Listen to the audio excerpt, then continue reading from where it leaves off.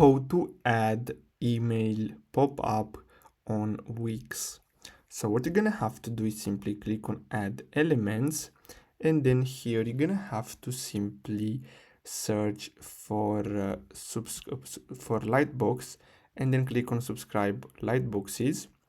And then here you're gonna have to simply choose any of these. I'm gonna go with this one here, and basically this will appear whenever someone's goes to your website or this specific page. As you can see, you can set triggers, and as you can see, automatically display pop-up on pages and which pages is it on. So you can select the entire website, and as you can see, first page resources, so you can select this, and basically whenever they enter a website, a page of your website, they're gonna see it only once, and then they can simply subscribe.